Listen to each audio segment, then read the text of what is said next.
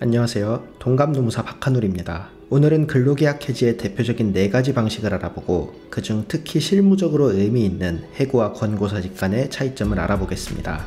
근로계약의 해지란 말 그대로 계약기간이 아직 남아있음에도 불구하고 중도에 계약을 종료시키는 것을 말합니다. 보통 계약 종료라고 하면 회사가 근로자를 해고하는 것을 먼저 떠올리지만 실제로는 회사가 말을 꺼낼 수도 있고 근로자가 먼저 말을 꺼낼 수도 있습니다. 지금 보시는 표는 근로계약 해지의 4가지 방식을 나타낸 것인데요. 가로축은 계약 해지의 주체, 즉 회사가 말했냐 근로자가 말했냐를 구분하고 세로축은 해지의 방식, 즉 일방적으로 끝내겠다고 선언한 것인지 또는 계약을 끝낼까요? 라고 상대방에게 물어본 것인지를 구분합니다.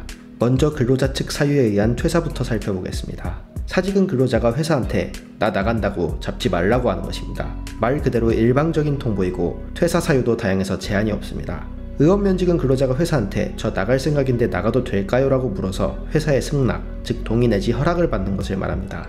이러한 통보의 방식에 따라 그 효과도 전혀 달라지는데요. 사직은 근로자가 사직서에 퇴직일자를 자기 마음대로 지정하는 반면 의원면직은 후임자의 선발이나 인수인계 등을 포함한 기간을 고려해서 회사와 근로자가 서로 합의한 날짜를 별도로 정하게 됩니다. 일방 통보인 사직은 회사가 막아도 퇴직에는 영향이 없고 반대로 의원면직은 회사가 막으면 재차 사직의 의사를 밝혀야만 나갈 수 있습니다.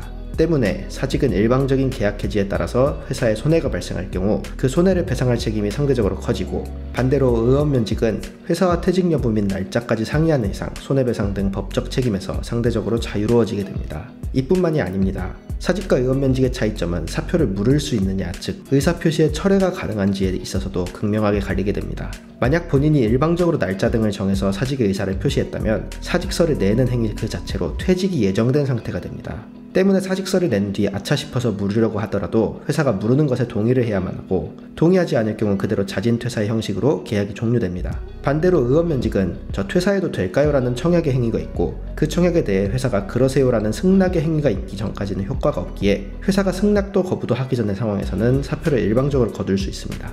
다만 회사가 이미 승낙을 해버린 상황이라면 사직과 마찬가지로 이후 퇴사를 물으려면 회사의 동의가 필요합니다. 다음은 회사 측 사유에 따른 퇴사입니다. 해고라는 단어는 듣는 입장에서도 좀 무섭고 법적으로도 상당히 무거운 개념인데요. 이는 회사가 일방적으로 근로자에게 너 나가라고 하는 것이기 때문입니다. 반대로 권고사직은 근로자의 의원면직과 마찬가지로 나갈래? 싫음 말고 라는 퇴직의 청약을 하고 근로자가 이에 승낙하는 방식입니다. 근로자의 경우와 마찬가지로 해고는 회사가 일방적으로 퇴직의 일자를 정하고 권고사직은 근로자 승낙 후 합의에 따라 퇴직 일자를 정하게 됩니다. 근로자의 케이스와 조금 다르게 해고와 권고사직 간의 차이에는 근로기준법에서 정하는 해고 사유와 절차의 규정을 적용받느냐라는 법적 이슈가 따르게 됩니다. 우리 근로기준법에서는 해고의 사유와 절차를 엄격하게 구분해서 사용자가 일방적으로 근로자를 일터에서 내보낼 수 없도록 하고 있는데요. 근기법 제23조 1항에서는 해고를 하려면 정당한 이유가 있어야 한다고 정하면서 소위 사회통념상 고용계약을 계속할 수 없을 정도로 근로자에게 책임있는 사유가 있는지 여부에 따라서 정당성을 인정합니다. 그 외에 제24조에서 말하는 경영상 해고, 즉 정리해고를 할 때에도 정리해고의 4가지 요건을 모두 충족해야만 정당한 해고라고 판명하는데 이 부분은 길어지기 때문에 별도 영상에서 다루기로 하겠습니다. 이외에도 절차적으로 해고예고 수당으로 잘 알고 있는 30일 전 해고의 사전 통보가 있는데요. 이는 근로자의 예측 가능성과 생계의 측면을 고려해서 퇴직일 30일 전까지 해고를 미리 알리거나 그럴 여유가 없을 경우 30일분의 통상임금을 지급하도록 하는 제도입니다. 이외에도 해고는 서면으로 통지해야 합니다. 서면이란 원칙적으로는 종이로 된 문서를 직접 주는 것을 말하며 여기에는 퇴직일자와 그 사유가 명확하게 적혀 있어야만 유효합니다. 이는 퇴직을 둘러싼 사실관계를 명확히 해서 추후 분쟁을 방지하고 부당해고 구제 신청 등 분쟁이 발생하더라도 빠르게 해결하기 위한 장치입니다. 하지만 이것들은 모두 해고에만 해당하는 만큼 해고와 다른 권고사직에는 적용되지 않는 규정입니다. 해고와 달리 어떤 사유로도 권고사직은 가능하고 근로자가 반드시 권고사직에 응해야 하는 것도 아닙니다. 물론 권고사직에 응하지 않겠다고 해서 사용자가 불이익을 줄 수도 있겠지만 이는 그 자체로 직장 내 괴롭힘에 해당하기 때문에 다른 방식으로 다툴 수 있습니다. 절차적 장치인 해고 예고나 서면 통지도 적용되지 않고 다만 권고사직이라는 점을 분명히 하기 위해서 별도 사직서를 준비할 필요는 있습니다.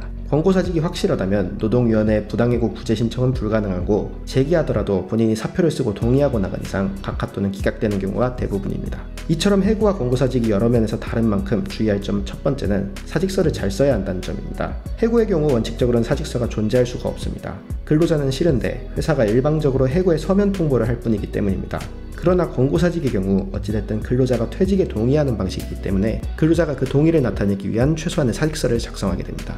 특히 실업급여 수급 문제 때문에라도 권고사직을 하게 되면 사직서를 꼭 작성해 제출하면서 퇴직 사유에 회사 사정에 따른 권고사직이라는 문구를 꼭 넣으시기 바랍니다. 강제성이라는 부분도 꼭 살펴볼 필요가 있습니다. 회사가 말로는 권고사직이라고 하면서 분위기를 조성해서 사실상 나가지 않을 수 없는 상황에서 동의를 받는다면 이는 강요, 즉 사실상의 해고를 빙자한 권고사직이 될 수 있기 때문입니다. 따라서 이러한 사기나 강박 등 이슈가 발생하지 않도록 주의해야 합니다.